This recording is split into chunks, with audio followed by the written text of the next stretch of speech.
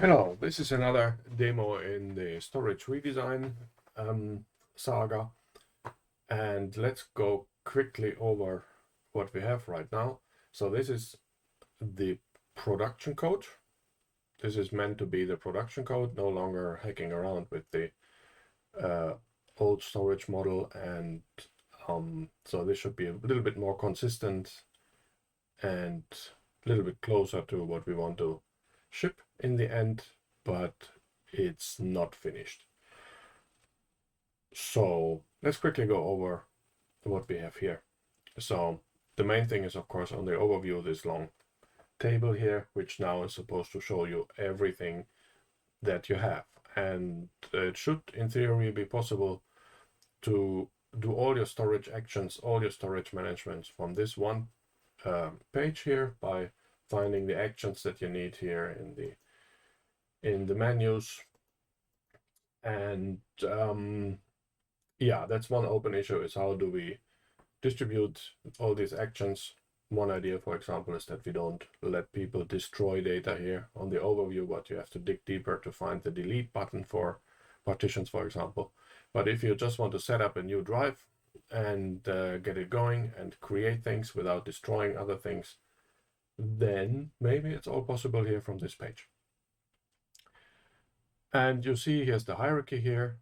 And right now it doesn't go very deep, but in theory it goes as deep as it needs to be. There is no cutoff here.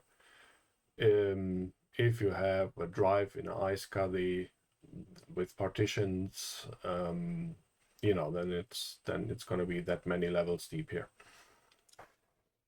I think we need to have some support for sorting this and filtering this so that you don't get overwhelmed and that you can concentrate on the things that you want to work on. But of course we start with everything. So let's see what we have. The first one, that is a drive. Here in the first column, you see the name of the thing, or the identifier of the thing. Different things will have different names here, although they look very similar. They have different names. This is the Word I/O disk. Looks like a type, but it's actually the name of some usual QEMU virtual disk here. And this is the name of a volume group is here. This is the name of an NFS mount, and we have even a loopback device here, which doesn't really have a name, but we use the part in the device folder here as the name. So second column is the type of things. This is a drive, so this is supposed to be something that's actually a real piece of hardware. This is now, of course, a virtual thingy, but if you would have a real piece of hardware, it would be called a drive. Because this is empty now, Cockpit says it has unrecognized data. This is part of this drive.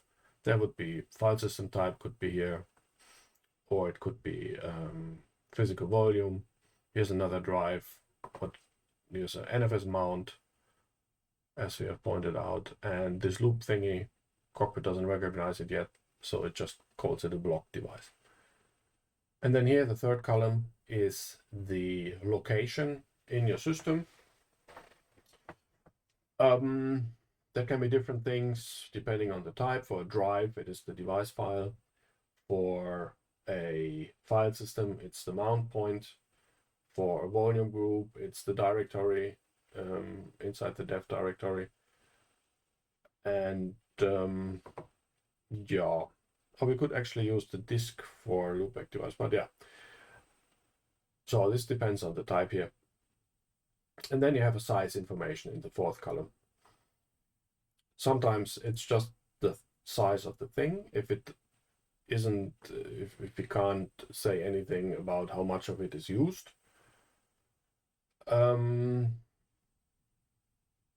Yeah, if a drive has partition table on it, maybe we could say how much is used here. But yeah, for file systems, you see how full it is. Also for NFS mounts. And all this information was available in the old Cockpit design as well. So there's nothing really new here. It's just organized differently. So But let's say you want to have more information about something, this table is not enough for you, and then you can click on any of these rows to see more of it. So every row has a page associated with it, a details page that tells you more about it. Let's just randomly click on this file system.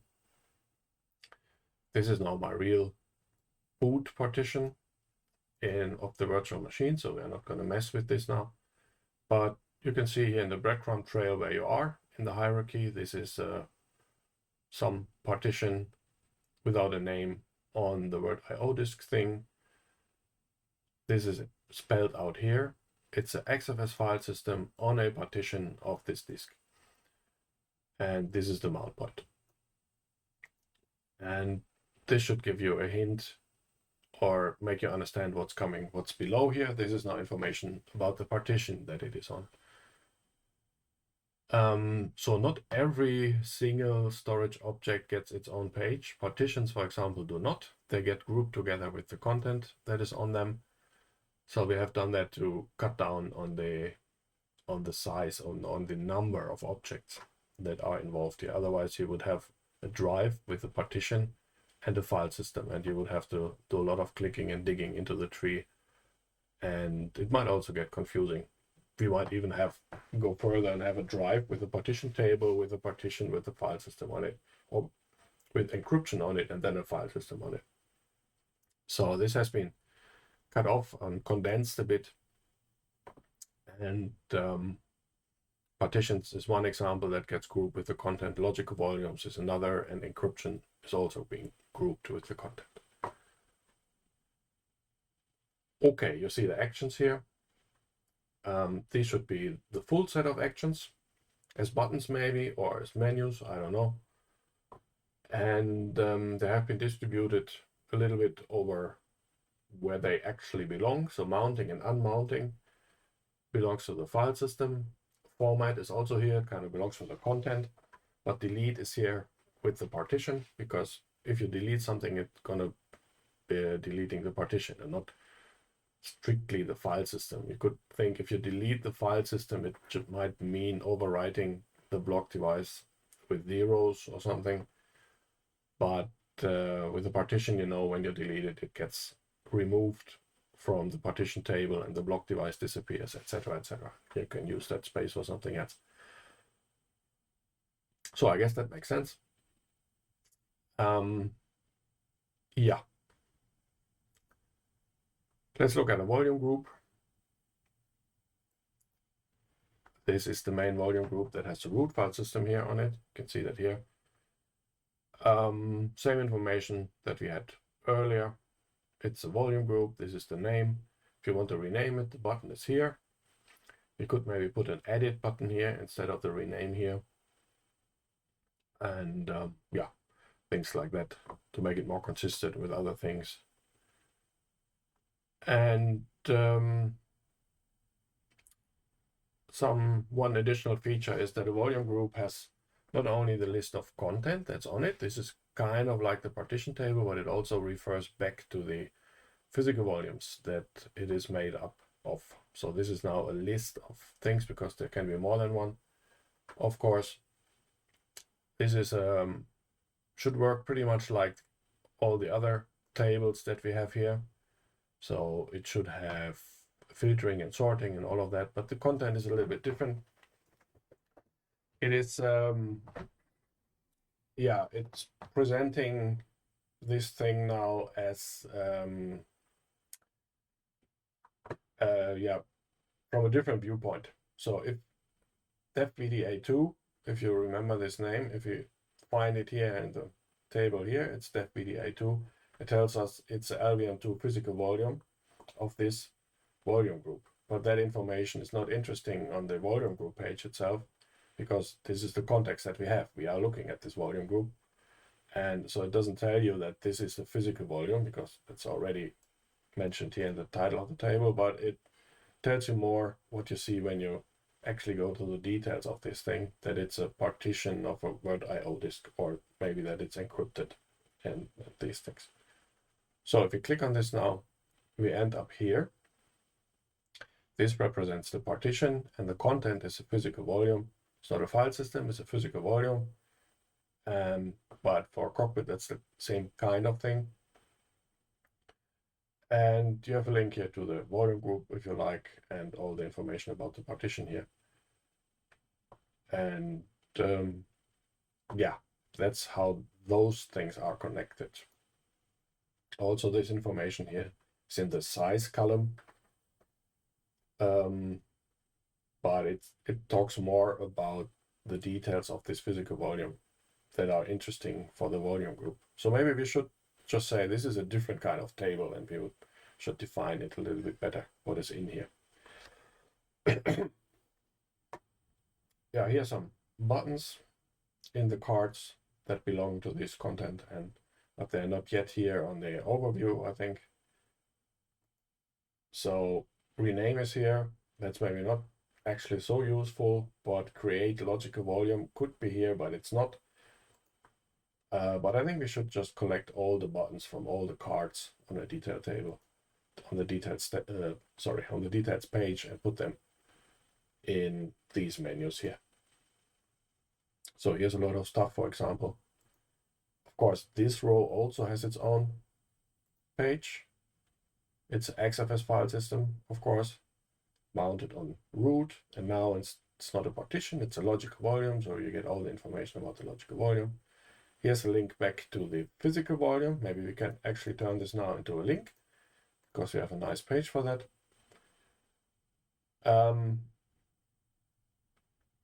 And growing and shrinking as you're used to. And the breadcrumb trail also tells you now where you are. You're on the root logical volume of this volume group. What else can we find? This is NFS mounts. They're just in the list. They look like they always did. They don't have any structure. Let's try to do a little bit more here. Maybe first let's get some iSCSI stuff going.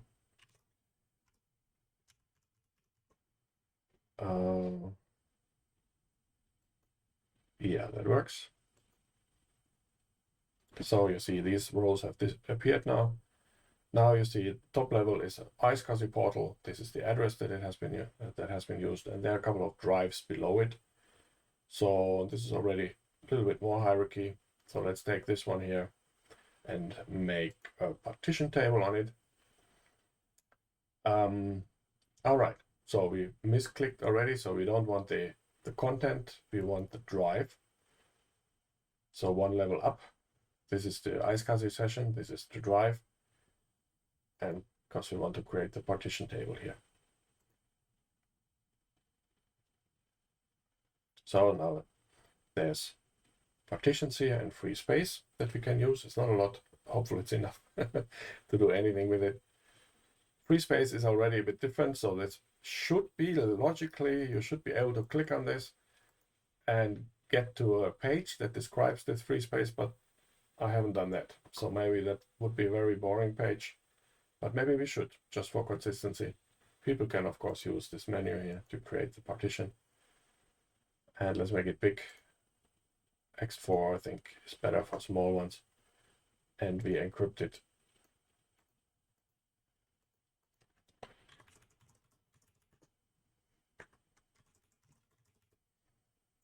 So there's something else here. Let's create it.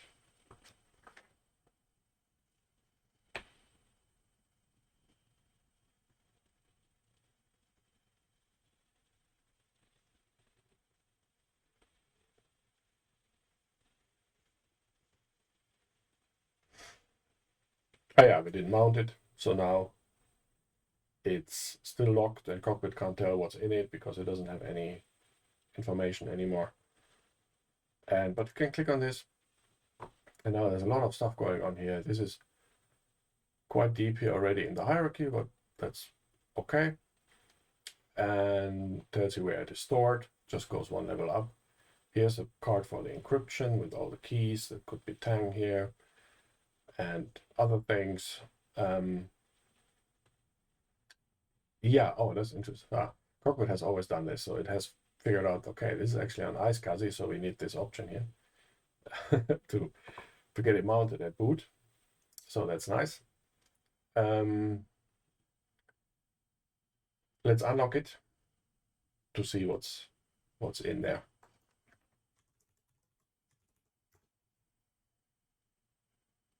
Okay, now we see it's a extended for file system encrypted and has no mount point, so let's mount it somewhere.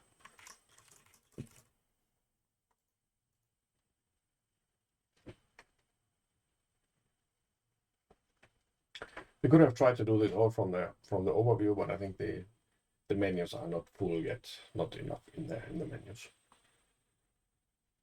So yeah, how does it look here on the overview?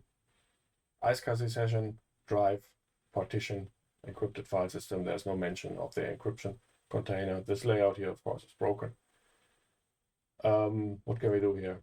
We can unmount it. Let's do that. And yeah, I think there should be better indication here that it's actually not mounted now. Yo, let's make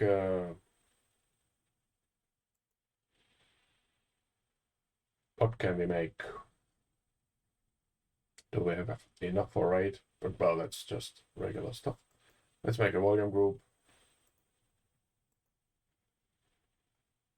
Appears down here. Physical volumes, the one that we have just selected. And let's make a thin pool. We want to have maximum hierarchy here.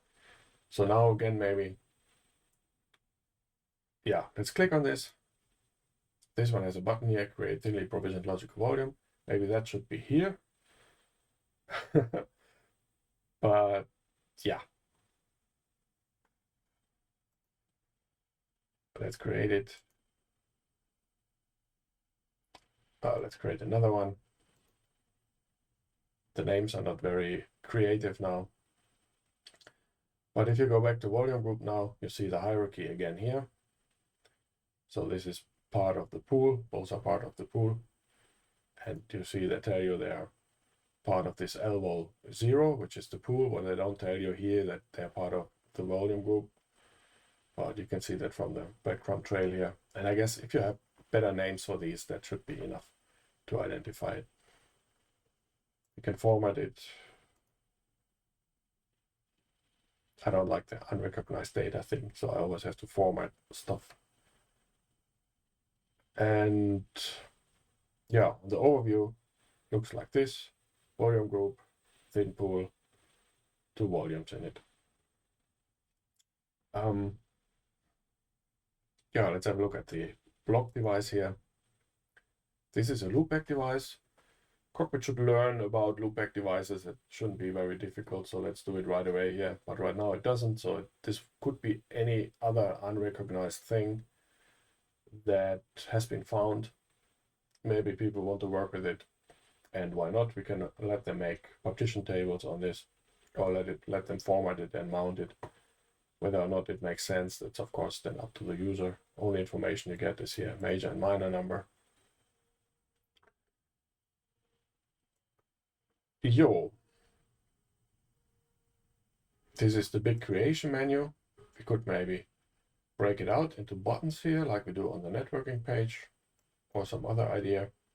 Make it easier to find the interesting stuff, like how to actually make a volume group if you don't have any, and you have heard that Cockpit can do it.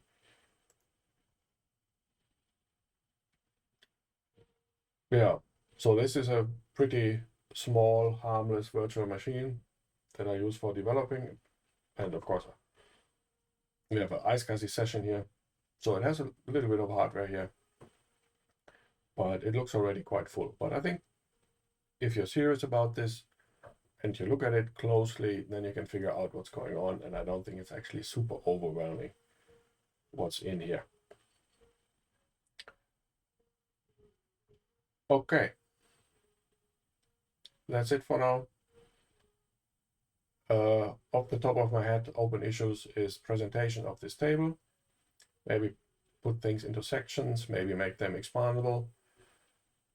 Maybe use the pattern fly tree table that they have, make it sortable, make the column sortable, put some filters on here of interesting thing, only drives, for example, or only file systems, only volume groups, and yeah, couple of quick buttons here to change how the table looks. And maybe work a bit on the confusion between the block device or the thing that something is stored on and the actual content. That might throw people off sometimes, that they land on the wrong page. We did this in this demo. I clicked on the wrong thing and I expected to be able to make a partition table there, but I had to click on the drive instead. So I don't know how big of a problem that's going to be and if solving it would actually improve things or maybe would it be more confusing. And then where should the buttons be for things and how many of those should be available from the overview or from these filtered down tables. Yo. Okay, I think that's it. Thanks a lot.